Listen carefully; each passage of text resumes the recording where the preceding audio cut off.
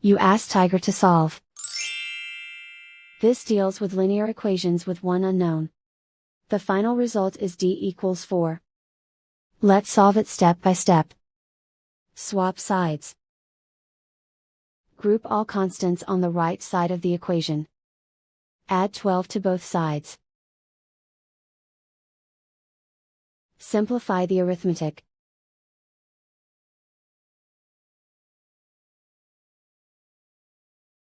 Isolate the d.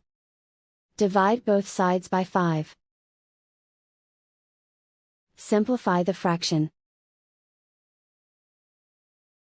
Find the greatest common factor of the numerator and denominator. Factor out and cancel the greatest common factor. And so the final result is d equals 4.